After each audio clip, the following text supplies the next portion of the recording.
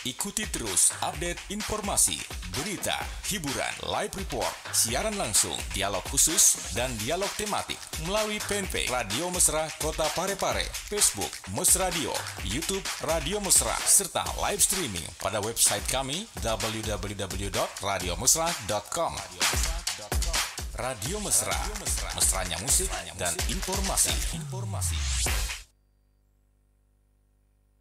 Marhaban ya syahrul Ramadan, selamat menunaikan puasa. Marhaban ya. Assalamualaikum warahmatullahi wabarakatuh dan selamat sore. Ya, insan mesra dimanapun Anda berada. Seperti biasa selama sebulan di Ramadan ini kita akan selalu hadir untuk setiap sorenya dari pukul 16.30 hingga nanti di pukul 17.25 ya. Karena waktu ini Bang Ude semakin 14 sekarang ya? Ya, 14 ya? Ya, 14 dari edaran Kementerian Agama yang saya dapatkan 14. Kalau kemarin itu masih 15 ya. Ya, jadi memang nanti terakhir itu kalau saya tidak salah 11 antara 10 dan 11. Oke, sore hari ini seperti biasa kita akan berdialog dengan Bang Ude terkait iman dan Islam. Dan tentunya Anda bisa ikut berinteraksi. Kita punya beberapa jalur untuk bisa berinteraksi. Ada YouTube Radio Mesra Parepare, ada Facebook di Mesradio Parepare. Mesradio Parepare. Kemudian ada juga telepon di 0853 9535 0907. Ya, napa nih Bang Ude apa subuh-subuh turin apa? Ya. Untuk hari ini kita akan berbicara terkait dengan perniagaan dalam Islam, betul? Iya, betul. Ya, perniagaan dalam Islam, dan memang kita ketahui bahwa Islam itu mengatur segala hal termasuk tentang perniagaan. Dan yang saya tahu Bang Ude bahwa salah satu pintu rezeki itu ada di perniagaan, bukan pernikahan, perniagaan. Tapi nanti akan kita bahas lebih lanjut. Sebelumnya kita opening dulu dengan fadilah untuk nanti pembacaan malam. ayat suci Al-Quran ya. Oh ya, ayat suci Al-Quran. Saya lupa. Karena hostnya belum sampai sekarang. Oke, kita dengar dulu Ananda Sikri untuk mengaji. Silakan. A'udzu billahi minasy syaithanir rajim.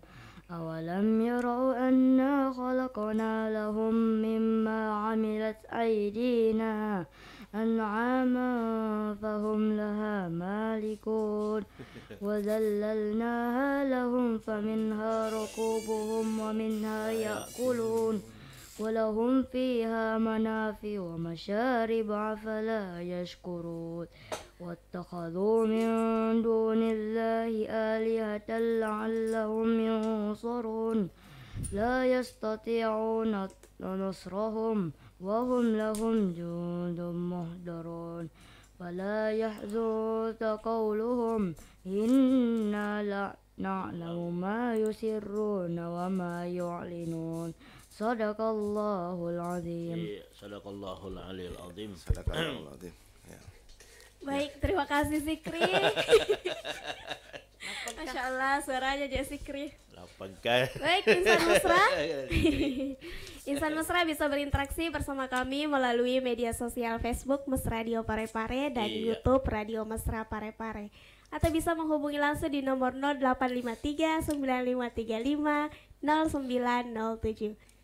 Baik, Insan Mesra, untuk memulai dialog hari ini kita persilakan kepada Ustadz. Ustadz. Oke, tayyib. Bismillahirrahmanirrahim. Assalamualaikum warahmatullahi wabarakatuh. Warahmatullahi wabarakatuh. Alhamdulillah wa syukurillah wa la haula wa la quwata illa billahil aliyil azim. Amma ba'du.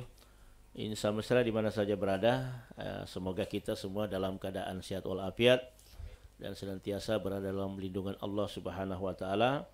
Semoga tetap kita semangat melaksanakan ibadah-ibadah di bulan Ramadan. Amin. Dan tetap pada niat kita bahwa insya Allah kita selalu berharap ampunan Allah Subhanahu wa taala kepada kita semua. Amin. Amin. Insan Mesra di mana saja berada, bahwa kita berada pada malam yang ke-24 ya. Oh, subhanallah. Ada 6 hari lagi 24 di bulan suci Ramadan. Oke, pasar makin padat. Betul. Tempat penjualan baju makin Macet, padat, sangat macet. ya, macet betul. Jadi meskipun hujan tidak mengurangi antusiasme masyarakat kita untuk berburu, bukan lagi takjil, berburu pakaian lebaran lah, sandal baru lah. Ingat, insan mesra, jangan memaksakan diri. Ingat, lebaran cuma 1 hari, normal kehidupan kita 11 bulan ke depan luar biasa. Artinya ini kulit ya yang harus kita pertimbangkan, ini kulit saja. Inti daripada bulan Ramadan itu ada ibadah puasa kita, ada ibadah tarawih kita. Lebaran itu adalah maknanya kegembiraan, maknanya kita mau makan-makan. Oke, tidak ada masalah mau pakai baju baru. Kalau baju lama masih bagus, kenapa itu bukan yang dipakai? Itu pun masih lebih layak. Fungsi baju adalah untuk menutupi aurat. Insya Allah sebentar malam kita berada pada 24 Ramadan, yakni dengan judul perniagaan dalam Islam, dengan nilai fadilah sebentar malam. Siapa yang beribadah karena iman dan takwa kepada Allah, maka dia akan memiliki 24 doa yang akan dikabulkan oleh Allah Subhanahu wa taala. Satu saja doa itu yang dikabulkan itu luar biasa. Apalagi kalau sampai 24 doa yang dikabulkan oleh Allah Subhanahu wa taala. Senyum-senyum sampaiku Pak.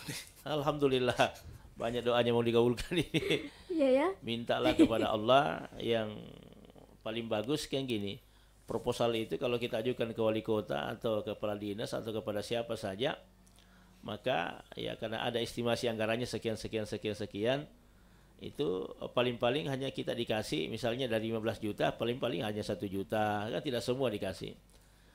Doa kita kepada Allah Subhanahu wa taala, maka tergantung juga kalau misalnya kita minta kepada Allah itu 1 miliar lalu Allah kasih hanya 500 juta, ya alhamdulillah.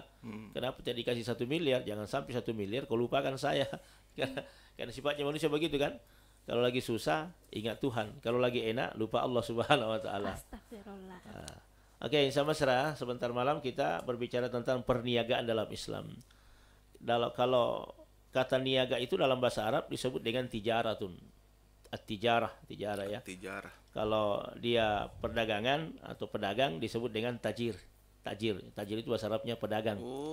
Tapi kalau kita itu adalah tajir melintir ya. Tajir melintir itu orang yang kaya raya.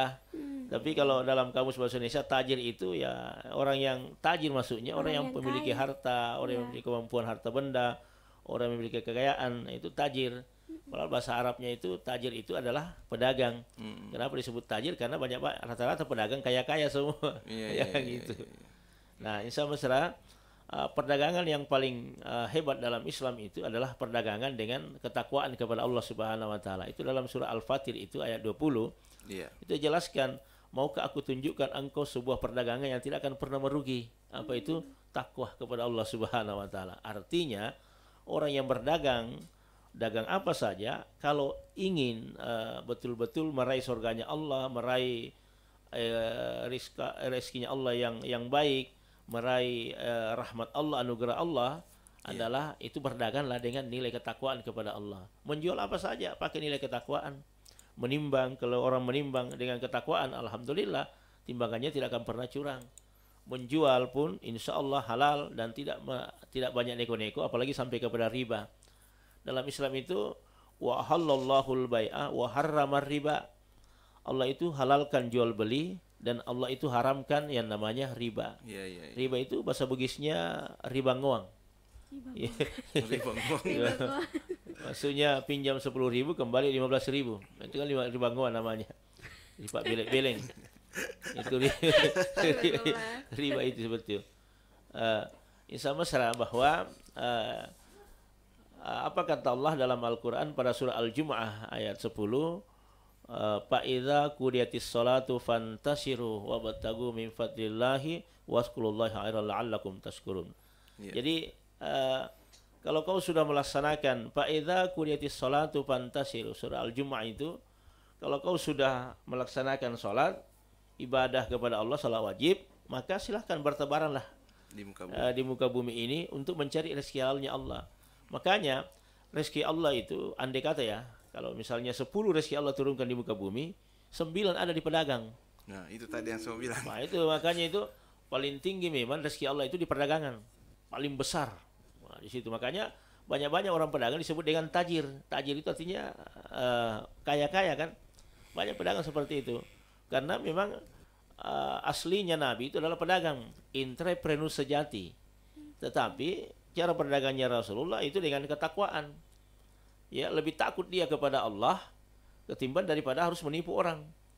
Nah, kalau kita tidak, sistem perdagangan ini dalam yang Islami itu, yang kalau saya tidak salah informasi, agak Islami itu adalah termasuk Australia dengan Singapura.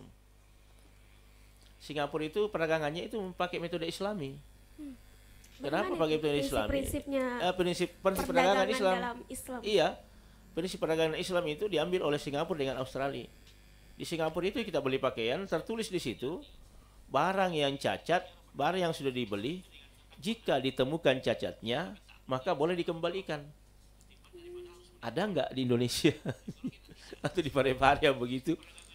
Barang yang dibeli menyentuh berarti membeli. Banyak begitu, Ustaz. Ya, ada nggak kita pedagang kita di sini berani mengeluarkan statement seperti itu atau memberikan label dalam perdagangannya, barang yang dibeli manakala ditemukan cacatnya maka boleh dikembalikan. Kan tidak ada. Iya betul. Saya pernah lihat kontennya itu di Australia, beli buah Iya. busuk dia kembalikan semua. Dikembalikan. Betul, diganti itu. Diganti. Nah, kita tidak. Begitu jujurnya orang mereka berdagang ya. Jadi wajarlah ketika mereka itu lebih Islami dalam artian prakteknya. Iya. Dalam prakteknya ketimbang daripada kita. Ketimbang daripada kita misalnya yang justru menganut sistem Islami tetapi prakteknya ala Yahudi. Ya kan gitu. Nah, insya mesra bahwa ini yang dilakukan oleh Rasulullah sebagai pedagang sejati adalah dengan iman dan takwa kepada Allah Subhanahu wa taala. Jadi modelnya seperti itu. 11 sahabat Nabi, 9 diantaranya adalah pedagang. Pedagang semua itu. Kecuali Ali bin Abi Thalib dengan Bilal bin Rabah. Iya. Ali itu ilmuwan. Bilal itu tukang asalnya Nabi. Iya. Kenapa Bilal tidak mau lagi berdagang, tidak mau lagi bisnis? Karena Nabi mengatakan, Bilal, aku ini kok mendengarkan terompa kakimu dalam surganya Allah. Lalu apa kata Bilal? Ya Rasulullah, kalau memang saya sudah jelas tempatku di surga, ya untuk apa lagi aku berbisnis? Ya kayak gitu. Itu Bilal. Adapun Sayyidina Ali bukan pedagang, dia ilmuwan. Makanya Sayyidina Ali itu adalah pintunya atau gerbangnya ilmu pengetahuan. Nah, salah satu pedagang yang sukses adalah termasuk Utsman bin Affan, Umar, Abu Bakar. Kemudian yang agak paling sukses itu dan taktik pedagangnya luar biasa adalah Abdurrahman bin Auf. Nah, Abdurrahman bin Auf itu pedagang sejati itu. Dia berdagang sangat jujur, ya. Saking jujurnya itu sampai dialah yang pertama kali memperkenalkan namanya properti dalam Islam. Ketika sampai di Madinah, itu Abdurrahman bin Auf itu dipersaudarakan oleh kaum Ansar. Kemudian ada orang kaya di situ, kemudian memberikan modal kepada Abdurrahman bin Auf. Dia mengatakan, saya tidak mau ambil uangmu, tapi pinjamkan saja saya akan kembalikan. Ya, tapi karena dia sudah dianggap saudara, kata, tidak usah kau pinjam, ambil saja. Abdurrahman bin Auf tidak mau. Akhirnya dia mengatakan, tunjukkan saya di mana ada pasar di sini. Nah, maka berangkatlah, ditunjukkan pasar. Nah, ada tanah kosong itu dia sebelum dia menjual itu atau sewakan, dia menyelidiki dulu berapa harga pasaran yang ada di sini. Kalau misalnya harga pasaran sekian juta misalnya sewanya itu sekitar 1.500.000, maka tanah itu dibeli oleh Abdurrahman bin Auf hasil pinjaman dari kaum Ansar yang dipersaudarakan oleh Nabi. Maka dia beli tanah itu, kemudian dia sewakan dengan harga yang dibawa dengan hanya 1 juta saja. Jadi banyak orang yang menyewa di situ. Nah, itulah sehingga Abdurrahman bin Auf itu terkenal dengan beliau adalah penggagas properti pertama dalam Islam. Nah, dia sewanya begitu. Membahas tentang perdagangan pada zaman Nabi, Ustadz. Apa sebenarnya dulu yang paling laku istilahnya sekarang, yang paling laku diperdagangkan?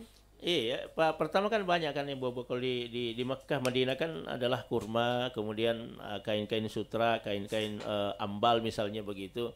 Kain terpal yang biasa kita pakai. Yang paling banyak kan kain-kain yang seperti itu yang dipakai di Mekah, yang kayak selimut, kayak sorban, itu baju jalbiyah, itu yang banyak. Tapi yang paling umum itu diperdagangkan adalah termasuk kain-kain yang tebal itu seperti sutra yang dipakai orang berselimut, karena di sana terjadi badai gurun atau daerah hawa dingin ya.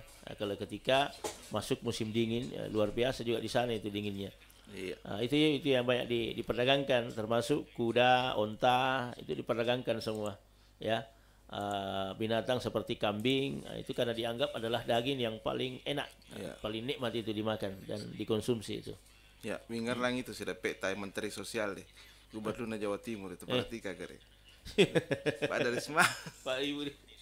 Yang nama kade Pak Dewan pasti sapi jolo dia pita melo Kak. Masyaallah Pak Dewan. Iya, kita Ibu Risma ya. Iya, Ibu Risma. Nggak, maaf ini karena kayaknya ada gangguan di Facebook, tapi kalau untuk normal hasil suara keluar bisa di www.radiomesra.com atau di YouTube-nya Radio Mesra. Saya cekin di YouTube-nya, alhamdulillah bagus, tapi kalau untuk mungkin jaringan di Facebook itu servernya lagi ada masalah. Oke, saya agak heran ini Bang Ude. Ini kan di banyak kisah yang mengatakan bahwa Rasulullah itu adalah pedagang yang sukses. Tapi di lain sisi banyak cerita juga yang mengatakan bahwa Nabi itu tidak punya harta. Artinya kan kalau dia sukses harusnya hartanya itu banyak. Nah, kemana semua hartanya itu? Saya kasih contoh nih. Waktu Nabi menikah dengan Khadijah, itu berapa unta merah yang diberikan? Iya. Unta merah yang diberikan kepada Khadijah sebagai mahar itu pada saat dia menikah itu kalau tidak salah ada 7 kalau bukan 5. Jadi harga unta merah itu yang paling mahal. Jadi Nabi secara totalitas rupiah itu Nabi menaikkan memberikan mahar kepada Khadijah itu pada saat dia menikah itu kalau dirupiahkan itu sekitar 700 juta. Begitu. Itu zaman dulu. Itu dulu. Lalu kalau dia berkata, "Oh, Nabi miskin?" Tidak. Nabi enggak. Nabi itu ada tabungannya ketika dia berdagang karena hasil upah dari membawa dagangannya Khadijah waktu itu. Nabi kok kaya kan dibantu dengan pamannya Abu Thalib sampai ketika Halimatus Sa'diyah mau dijual oleh Abu Lahab ya. Abu Lahab mau dijual, kemudian Rasulullah melihat ini ibu susuan saya kok jadikan budak mau dijual. Yeah. Akhirnya Nabi pergi ke Abu Lahab untuk dibebaskan. Berapa keping emas, misalnya 10 keping emas hutangnya, oke, bebaskanlah dia, nanti saya bayar. Jadi kata Abu Lahab, wah, dari mana kok dapat uang 10 keping emas untuk menebus ya Halimatus Sa'diyah? Kata Rasulullah, waktu masih remaja, saya akan bekerja paman dan saya akan lunasi itu. Nah, kemudian dia ikut berdagang bersama dengan paman beliau Abu Thalib. Abu Thalib kemudian mengambil dagangannya Khadijah, termasuk Rasulullah yang berdagang di situ. Nah, lambat laun makin berkembang. Nah, termasuk itu Abu Thalib adalah memiliki perdagangan yang luar biasa, saking besarnya itu. Sampai hanya beberapa hari dia mampu melunasi utangnya kepada Abu Lahab dengan 10 keping emas sebagai tebusan daripada budak dari Halimatus Sa'diyah. Nah, coba bayangkan itu. Jadi kalau mau dikatakan Nabi itu miskin, enggak juga. Buktinya Rasulullah SAW ketika mendapatkan harta rampasan perang itu, kalau di total itu dalam rupiah itu sekitar 55 miliar. Coba bayangkan itu kalau rupiahkan. Tapi kemana semua itu?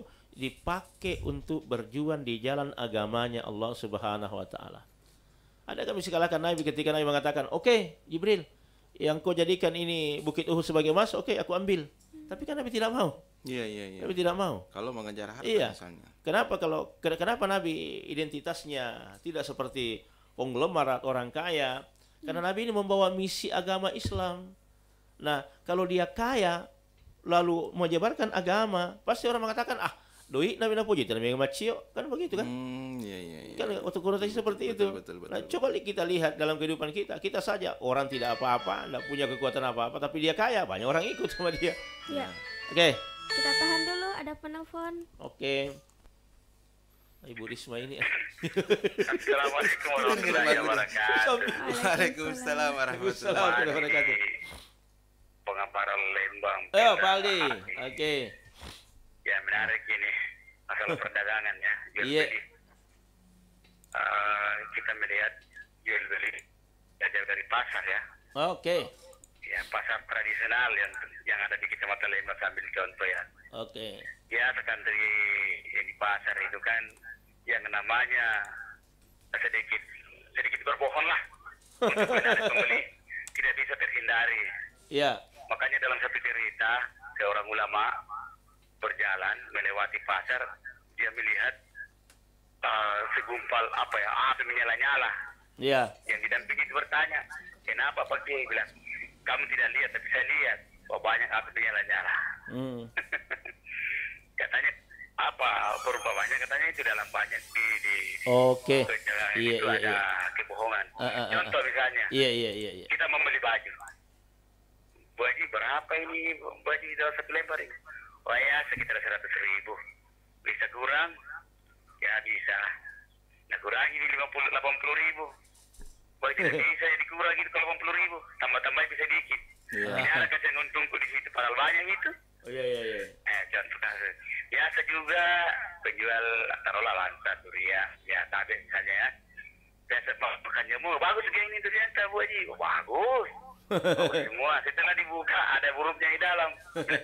Kalah itu aja tadi bohongin. Bagaimana melihatnya? Oke, dipaham. Ya, Oke. saya Assalamualaikum warahmatullahi wabarakatuh. Waalaikumsalam warahmatullahi wabarakatuh. Warahmatullahi wabarakatuh. Kalau kita membeli baju atau pakaian atau sandal sepatu, itu kan buatan manusia, tahu kualitasnya, kan? Merek saya sudah tahu. Iya. Nah, sekarang gini, kalau misalnya saya berdagang, harga baju itu adalah 50.000. Sekarang datang orang menawar 45.000. Iya. Oke, wajar kan? Kita tawar, oke, kurang 50.000. Saya kasih.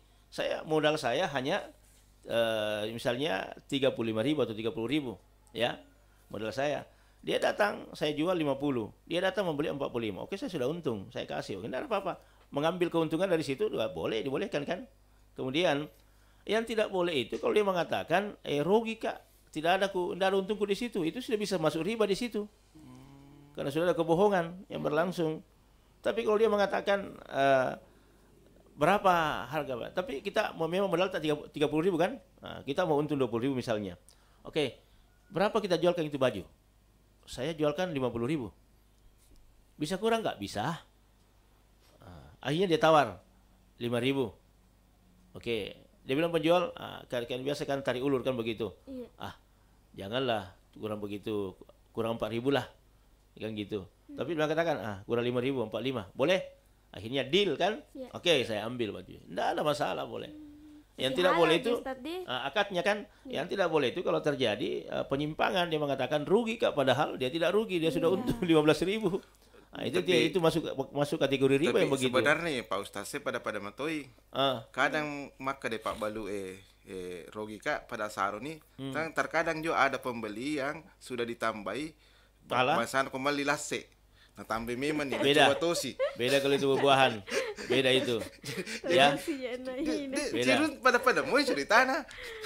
Kalau buah-buahan beda. Biasanya Nabi itu melarang jangan mencampur yang manis dengan yang kecut. Iya. Itu dulu ukurannya. Tidak boleh itu. Berarti itu sudah curang memang. Karena memang Nabi sudah mewanti-wanti jangan mencampur barang yang bagus dengan yang tidak bagus atau barang yang kecut dengan barang yang manis. Ya. Abdurrahman bin Auf berdagang memisahkan yang manis dengan yang kecut. Begitu juga Nabi. Kenapa? Orang ada pilihan. Kenapa mahal? Karena manis. Kenapa murah? Karena kecut. Kalau uangmu tidak sampai di situ, kau beli yang kecut. Selesaikan persoalan. Iya, Ya? tapi kan kenyataannya tidak seperti itu. tapi kan tidak segampang itu. Bukan tidak segampang itu. Resiko Nabi untung, itu. enggak, resiko untungnya yang kecut itu sedikit, sedangkan resiko untung yang manis itu banyak iya. Bang Ude. Makanya Bedanya. supaya Cocok Supaya nih. bagus ini. Lebih bagus. Ya.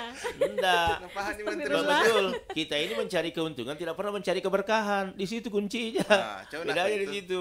Makanya kenapa dikatakan perdagangan dengan takwa itu lebih baik? Nah, karena dia mencari adalah keberkahan, bukan keuntungan. Nah, kalau kita cari keberkahannya ya memang seperti itu.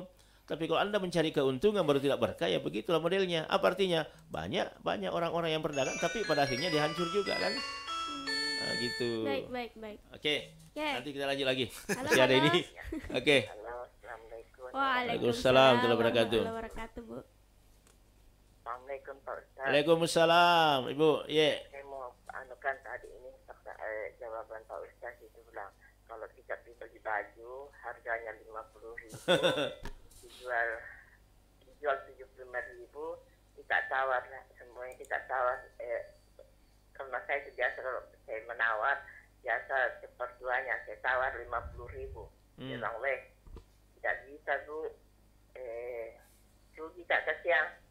Jadi dia minta tambah sedikit untuk untuk keuntungannya. Tapi kalau memang semuanya saya tambahkan Pak Ustaz, apakah itu kalau memang dia semuanya bilang 65.000 Ibu, itu sudah modalnya nih. Jadi bagaimana itu Pak Ustaz? Apakah riba itu yang diambil keuntungannya terlalu banyak atau bagaimana Pak Ustaz? Oke. Assalamualaikum. Yang kita ulangi tadi, yang kita masuk kategori riba di situ, kalau dia mengatakan rugi Kak, kalau dia mengatakan enggak, modalnya masuknya itu bisa jadi dengan perjalanannya, rasa-rasakan lalu Jupanda, dengan kirimannya, itu kan dihitung semua kan? Nah itu masuk dalam kategori modalnya. Tapi kalau dia mengatakan rugi Kak, itu masuk kategori riba, padahal dia sudah untung. Meskipun modalnya misalnya 70, tapi kan ada biaya-biaya lain. Biaya lainnya mungkin kan? Dia hitung biaya itu artinya menjadi rugi. Menjadi rugi, bukan di situ.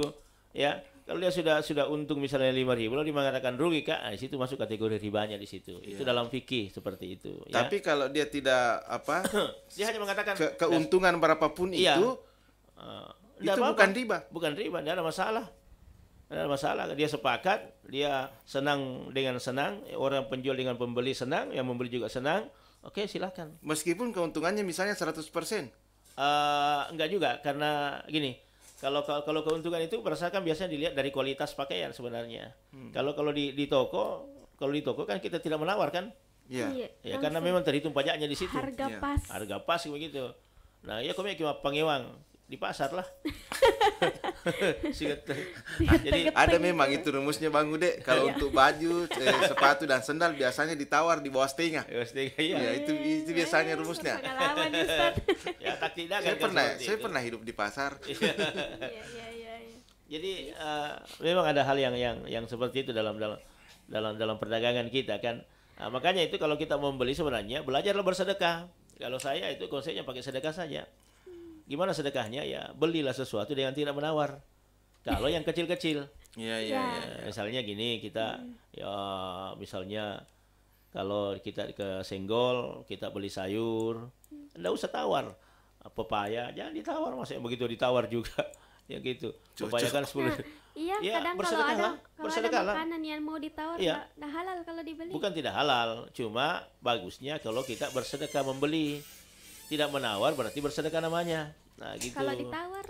Ditawar belum tentu bersedekah. Artinya kita terlihat terlihat agak rakus ya kalau yang seperti itu. Artinya kita sudah mampu beli begini, nanti hilang berkahnya lagi. Iya, maka dilak deh nasang itu panggal dikedi. Tapi halal jadi makan terus. Halal dimakan. Cuma ya keberkahnya wallahu alam apa sampai atau tidak. Ya. Assalamualaikum. Waalaikumsalam warahmatullahi wabarakatuh. Bagaimana katanya kalau pergi beli barang, hanya beli latte. Itu sudah latte langsat. Langsat. Dia sudah setujui harganya semuanya 10.000 1 kilo. Tapi dia bilang tambah-tambahkan Kak. Bagaimana itu Pak? Pernah tambahin, coba sih Bu. Apakah itu termasuk halal tidak yang tambah-tambah dan cobaan itu? Atau bagaimana? Kalau dalam Islam itu yang bagusnya itu biarlah kita bersedekah dengan membeli langsat itu, misalnya sekilo 10.000, kita beli 2 kilo. Oke, pas 2 kilo. Oke. Tetapi biar itu sedekah bagi kita ya, sedekah kepada penjual. Nah, sekarang penjual mau bersedekah. Dengan apa? Nah, tambahkan meskipun kita tidak minta. Nah, gitu. Idealnya harus seperti itu, bagusnya. Ya, itu idealnya Bang Ude, tapi yang terjadi di lapangan, faktanya di lapangan sudah minta, coba lagi. Jadi berhati-hatilah kalau kita mencoba langsat. Kalau mencoba itu artinya mencicipi. Lebih daripada itu bisa masuk subhat. Ya, bahkan bisa menjadi sesuatu yang haram. Pak Mega tahu dia nak coba je man remit tuh. Ya. Anda sama kalau kita misalnya pergi umrah di kebun kurma itu, yang di Madinah itu memang digratiskan, oke, sepuas Anda memakan. Tapi kalau bawa pulang beli, Gitu kan. Iya. Berapa yang kalian mau makan? Silahkan makan. Kata penjual situ. Memang dikoordinir itu ada juragannya. Silahkan kalau mau makan bebas. Makan berapa saja. Yang penting tapi kalau mau bawa pulang beli. Nah, gitu. Jadi digratiskan kalau kita mau makan. Jadi memang dihalalkan. Nah, kita enggak pernah mau begitu. Oh, makan ai nak capuri. Iya. Ya, kalau saya enggak. Oke. Itu. Sebagai pedagang yang Ya. mau cari berkah Ustaz, Iya. apa kewajiban Yang harus yang dipenuhi bagi pedagang kalau ada keberkahannya, pertama memang yang paling utama adalah sifat takwa yang kita miliki, gitu. Kemudian ada nilai kejujuran dalam berdagang. Kemudian sudah itu ya pisahkanlah yang punya kualitas bagus dengan yang jelek. Jangan mencampur. Tapi bagaimana kalau mamaku menjual gula, Ustaz? Tapi dia menjual per bungkus, itu lebih baik daripada menjual per kilo atau per liter. Kenapa? Kapan biasa kita salah timbang? Itu kan bagiannya neraka. Padahal ada orang tersisa dalam nerakanya Allah berat, ya karena itu timbangannya tidak pernah dibersihkan, berkarat. Akhirnya itu membuat dia salah menimbang. Sampai segitunya Bang Bude, karena berat karatan itu yang berat karatan saja. Berat barang sehingga akan dituntut juga. Akan dituntut di akhirat. Iya betul. Wah, sesuatu besar. Betul itu hadisnya sahih. Dan memang kenapa Nabi sangat mewanti-wanti kalau ada pedagang jujur maka tempatnya surga. Tapi kalau ada pedagang yang curang ya tempatnya neraka. Meskipun dia tidak sengaja, gara-gara itu dia berat dalam timbangan, dalam keburukan. Coba bayangkan itu. Makanya timbang itu harus dibersihkan setiap hari. Nah ini kalau timbangan kita, natung kami itu aja patah lagi. Coba bayangkan itu. Coba bayangkan itu. Jadi lebih baik daripada kurang, Ustaz. Iya. Kalau saya lebih daripada kurang, artinya kan yang kita nilai boleh jadi kurang barangnya. Tetapi yang Allah berikan kepada kita jauh lebih daripada itu. Boleh jadi keberkahan hidupnya, mudah segala urusannya, anak-anaknya sukses. Kan berapa banyak, coba lihat contoh pedagang yang jujur. Lihat anak-anaknya sekolah, bisa ke luar negeri. Kenapa? Karena hasilnya kan dari sesuatu yang halal. Nah, coba bayangkan itu. Lulus mana muka ya, insyaallah dah. Amin. Melo dampak jolo Bang Bude. Sebelumnya saya minta maaf. Nah, begini. Secara teori memang yang disampaikan itu Bang Bude kita pasti setuju semuanya. Tapi kan persoalannya Bang Bude, toribata ki. Iya. Toribata ki. Aku lebih gau sarumu enggak? Iya. Allahu Akbar. Nah, ini kan saya mewakili pertanyaan. Iya. Betul. Saya kasih contoh ya. Contoh. Abdurrahman bin Auf itu memisahkan kurma yang manis dengan kurma yang kecut. Ya. Akhirnya pedagang yang lain mencaci maki, kenapa dipisahkan lagi? Nah itu kan jelas jual saja, kata Abdurrahman bin Auf. Tidak. Ini diajarkan oleh Rasulullah bagi saya. Ketika di Madinah kan dia berdagang. Dia pisahkan ini kurma manis, kurma. Akhirnya datang orang beli, kenapa mahal? Ini yang manis. Ini kenapa murah? Ini yang kecut. Akhirnya dibeli yang manis-manis betul, dibeli yang kecut-kecut betul. Sampai berapa hari laris manis. Karena dianggap jujur kan? Iya. Orang dianggap jujur. Laris. Akhirnya orang mengatakan, pedagang lain di Madinah mengatakan, itu Abdurrahman bin Auf berdagang itu pasti pakai guna-guna itu. Kok bisa laris begitu? Kata Abdurrahman, tidak. Ini diajarkan Nabi, saya jujur kok. Makanya saya pisahkan ini. Kalian kan campur. Jadi orang-orang beli kadang-kadang manis, kadang-kadang kecut. Ya, orang satu kali membeli kan, jangan mau beli di situ deh. Mau pasti garu-garu. Kan gitu. Oh, jadi mungkin ini prinsip yang dipegang oleh orang-orang Cina, Bang Ude. Karena biasanya kita lebih percaya dengan produk Cina meskipun produk itu sama dijual sama orang lokal. Kenapa? Karena dia lebih jujur kan? Kualitasnya lebih bagus meskipun ditambah harga. Kita kan tidak. Coba lihat pisang goreng kita, orang pribumi. Pertama besar. Besoknya turun. Karena laris kan? Kalau ditanya kenapa begini kualitasnya, masuk lebih minyak ya seperti itu. Tidak. Kalau orang Cina tidak, ya. Jadi kuncinya sebenarnya lebih kejujuran ya. Iya, di situ saja. Dan Allah tidak akan. Sebentar kita lanjutkan kisahnya ini ya. Oke. Masih ada lanjut masih lanjut ini. Oke. Ya, ini saya nyetan balik. Terbaliknya. Kalau penjual itu liternya ada sana kepok toh, Iya, kepok lalang ni. Dek nak tidak tidak liter yang ini. Dia bilang 1 liter semuanya 5.000. Ya.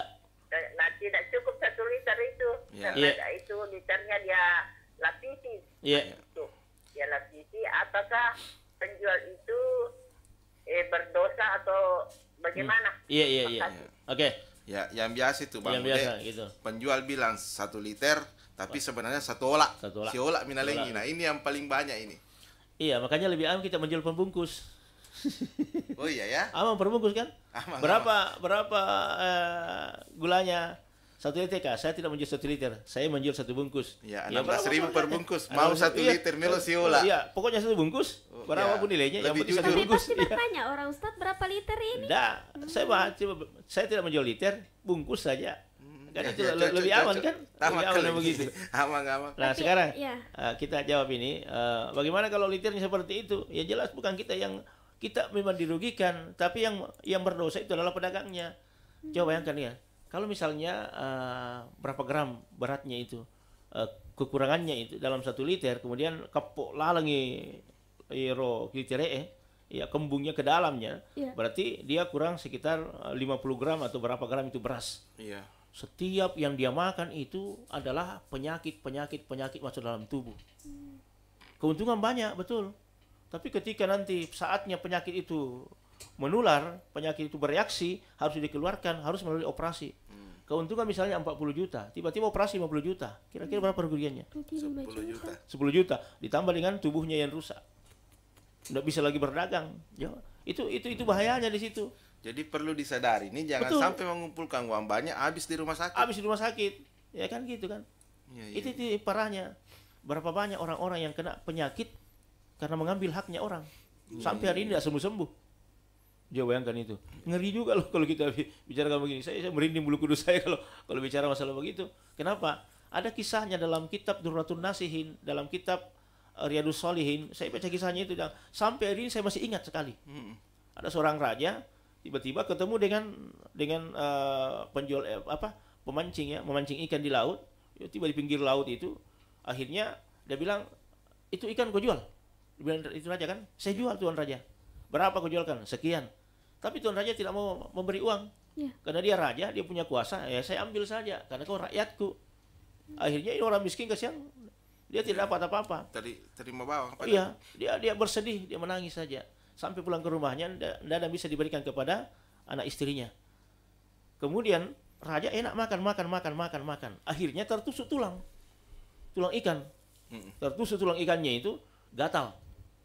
Akhirnya katakan tidak sembuh. Akhirnya dia bernanah, kemudian berulat itu tangannya.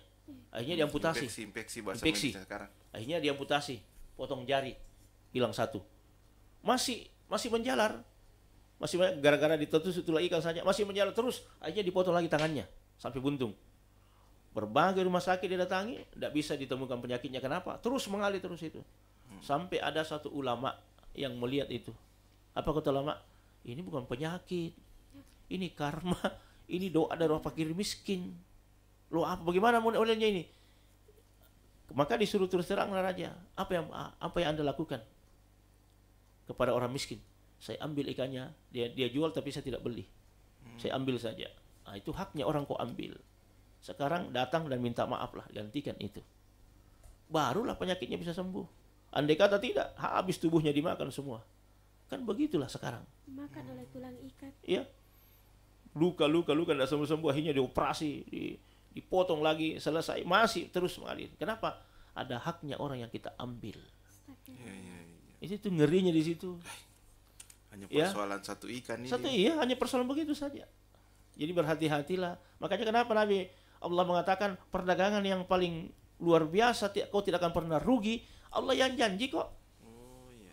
Bukan Nabi, Allah yang mengatakan tidak pernah kau rugi. Dengan apa? Dengan ketakwaan. Pakailah ketakwaan itu berdagang. Makanya biasa kalau saya pergi beli ikan, tidak pernah tawar-tawar itu pada penjual. Saya tidak tawar, saya beli aja. Sesuai kemampuan saya, kalau biasa saya sama ibu, oke, tidak usah ditawar bu, beli aja. Kita kan ada uang kan, ada, iya beli aja. Kalau Kenapa? memang merasa itu sudah sepantasnya, Iya, sepantasnya beli aja. ya ajakmu temakat dilak dong Pak. Kalau kau kalau kau tidak mampu ya tinggalkan sudah, mohon maaf. Dan tidak boleh kita membeli sesuatu yang orang sudah tawar. Saya juga pernah alami yang begitu, tapi saya diam saja. Saya bilang, mungkin barangkali orang ini tidak tahu. Saya kan sudah sentuh ikan, tanya harga, berapa ini, Deng? Disenggol? Berapa ini? Saya sudah pegang-pegang kan? Berapa ini? Bilang sekian. Belum saya mau ambil, baru saya cerita begitu, datang orang di belakang saya, anak muda, kasih kayak itu. Astagfirullah. Saya bilang, astagfirullah. Saya hanya begitu saja. Tapi kan belum putus. Iya, itu belum putus. Makanya tidak boleh orang mengambil sesuatu yang belum putus. Nanti boleh dia mengambil ikan itu setelah saya tinggalkan. Oh, begitu, Ustaz. Itu perdagangan yang zalim, tidak boleh dilakukan. Ya, kalau saya sih pikir begini Pak pikir Ustaz, karena saya itu itu belum ya, Dek. putus. Iya, betul Itu belum putus. Baru Dia agak punya malu-malu niat. cerita. Cocok. Dia berniat untuk mengambil ikan itu. Jadi makanya kita jangan ganggu orang yang lagi ada di depan penjual ikan itu. Oh iya. Iya, meskipun dia hanya pegang-pegang saja, berarti macin nama roh. Sidi itu Pak disengin apa dulu itu? Berarti macin nama tuh, bukan main, tasik ke nyawana tuh. Coba bayangkan itu. Tasik, makanya tidak boleh ada kata-kata yang jelek yang keluar. Cukup kita minta ampun, astagfirullah. Kita hanya mengatakan, dek kalau kapan diseng kasih. Mungkin barangkali dia tidak tahu bahwa begini hukumnya, tidak boleh. Makanya kita sudah pelajari di fikih, begini kalau berdagang. Makanya itu jadi diperjelas dulu Bang Ude, karena ini saya baru dapat setelah sekian tahun kita bersama. Begini, ada pengalamanku begini, Ustaz. Kemarin itu anggap ceritanya tuh lagi beli baju. Ada orang ini sudah tawar tapi tidak cukup uangnya. Jadi dia bilang itu pembeli, simpangkan Kak dulu aja, nanti saya bawakan ki uang. Tapi ini penjual tidak mau. Akhirnya ini orang pulang. Masuklah saya beli itu baju. Gak apa-apa gak itu? Jelas apa-apa itu tidak boleh kita mengambil sesuatu yang orang sudah. Saya juga pernah mengalami begini. Tapi kan tidak mau penjualnya simpan. Jual akalingnya jual penjelasan Pak Ustaz dulu. Silakan Pak Ustaz.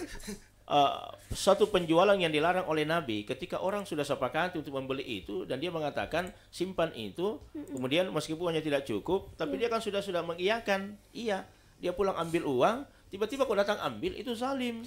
Tapi tidak mau penjualnya simpan. Iya, meskipun penjual tidak mau simpan, tetapi kalau sudah ada kesepakatan, tapi dia kan berusaha mau ambil.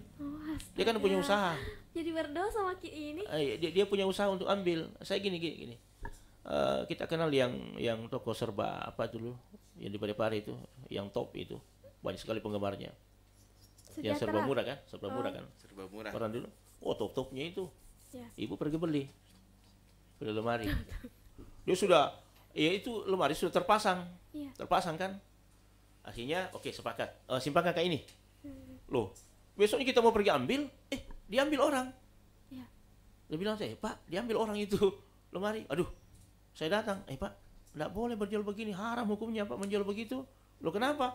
Nah saya kan sudah simpan. Kenapa kayak ambil ke yang lain Pak yang begini? Tidak, bukan itu masalahnya. Kalau yang lain itu boleh, tapi masalahnya ini yang disuka.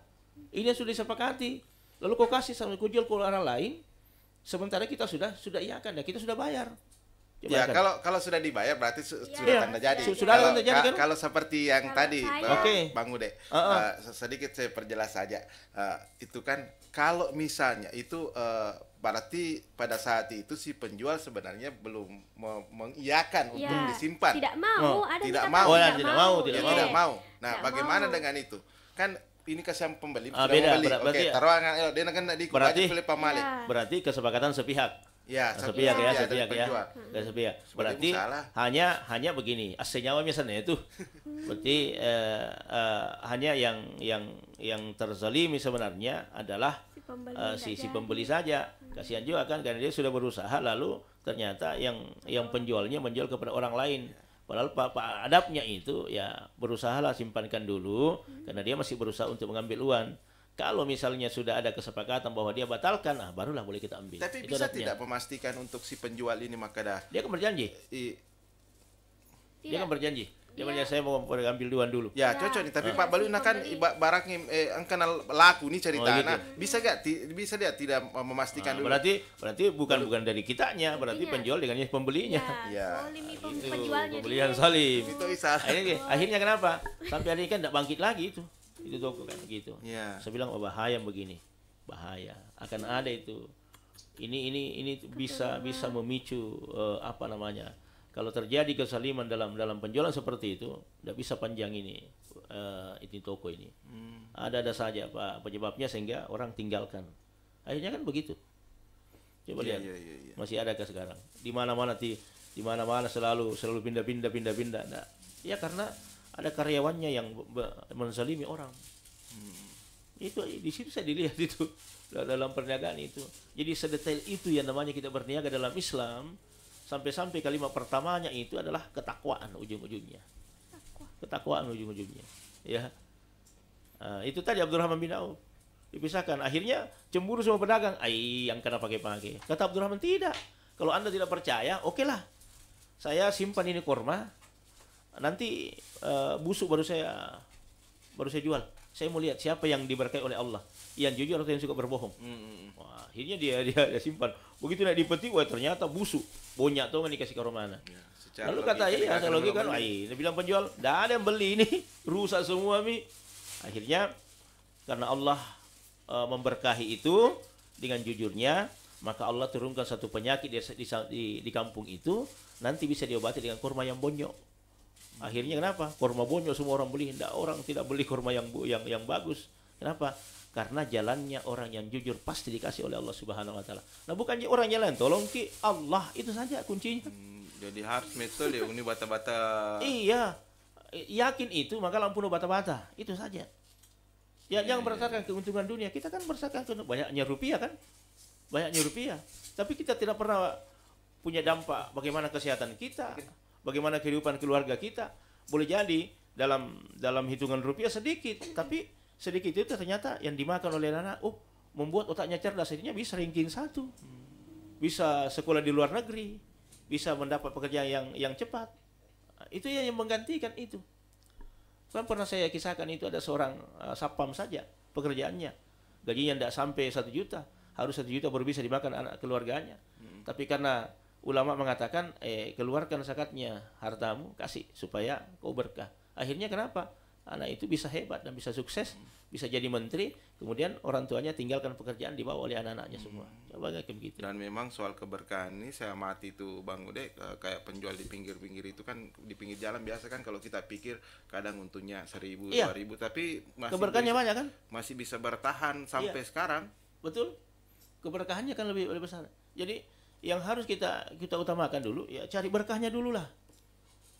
Kalau sudah ada berkahnya, insya Allah ikut keuntungannya. Tapi kalau untungannya ada, belum tentu ikut keberkahannya. Itu dulu. Keberkahannya dulu lah. Ya.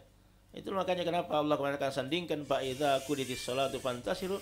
Kalau kau sudah salat ya, tinggalkan itu masjid, cari rezeki halalnya Allah Subhanahu wa taala. Yang dicari sini rezeki halal. Sebab kapan kita menipu bisa menjadi sesuatu yang haram. Makanya kenapa dalam pertanyaannya Pak Aldi tadi di Pangaparan Lembang itu mengatakan bahwa kenapa di pasar itu ulama itu melihat api menyala-nyala? Karena memang Nabi mengatakan, kalau kau mau lihat api yang menyala-nyala, lihatlah pasar. Kenapa? Karena hampir setiap detik, saat, dan setiap hari, kebohongan berlangsung di pasar itu. Tapi kalau ada pedagang jujur, itu luar biasa. Itu luar biasa. Tapi dalam dunia perniagaan tadi Ustadz, bukan cuma pedagang yang bisa salim di, pembeli juga bisa. Bisa, kejualannya bisa. Kita marahi penjual buah, dia tidak tahu. Mana dia tahu itu penjual buah kasih ini busuk atau bagaimana?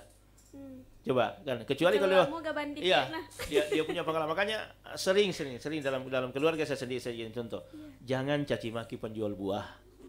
Terima saja karena kita sudah membeli, sudah sah seperti itu. Dia sendiri tidak tahu ini busuk atau bagaimana karena belum pernah dibuka. Andai kata sudah pernah dibuka lalu itu kembali, maka dia bisa perlihatkan ini yang bagus ini yang tidak. Kan gitu. Tapi kalau bilang ini penjualnya Ustaz, ais macening itu masalah betul lah. Itulah. Sampai di rumah wah bije. Itu dia hasil tipu-tipu yang begitu itu saja. Tindakan panjang yang begitu. Yang rawan sekarang itu seperti durian. Ya iya. Kenapa? Iya. Makanya nasa letu mulai. Betul Nabi Mega. Masulam maneng. Ya tapi kalau mau jujur ya mending makan di tempatnya. Ya. Kan diganti kalau artinya sama-sama ki nabukai syukur ki yang Kristen yang selena. Ya. Kalau tidak baik kan diganti. Ya. Biasa digantikan itu. Ya, kita lihat kan di Parepare sekarang alhamdulillah UMKM-nya bagus Ya, Ustaz, berkembang. Ya, berkembang. Makanya Nah, kita menghimbau ya, pakailah perdagangan dengan ketakwaan kepada Allah. Utamakan nilai kejujuran. Kalau mau bagus barangnya ya perbaiki kualitasnya, meskipun mahal, kalau kualitasnya bagus pasti orang beli. Oke. Nah, gitu. Closing. Oke, sampai Capu ini, Je. pusing. Baca apa sih? Ya, silakan Ustaz. Baik, insya Allah. Malam ke-24 bulan suci Ramadan, yakni perniagaan dalam Islam dengan nilai fadilah. Siapa yang beribadah karena iman dan takwa kepada Allah, maka dia akan memiliki 24 doa yang akan dikabulkan oleh Allah Subhanahu wa taala. Demikian, assalamualaikum warahmatullahi wabarakatuh. Baik, terima kasih Ustadz, terima kasih Bang DJ, terima kasih Sikri, dan terima kasih Insan Mesra yang sudah membersamai kami pada sore hari ini. Siaran ini akan tayang ulang besok pukul 6 pagi di 102,8 Mesra FM dan akan diupload di media sosial Facebook Mesra Radio Parepare dan YouTube Radio Mesra Parepare. Cukup sekian dari kami Insan Mesra, kurang dan lebihnya mohon dimaafkan. Wabillahi taufiq wal hidayah. Wassalamualaikum warahmatullahi wabarakatuh. Waalaikumsalam warahmatullahi wabarakatuh.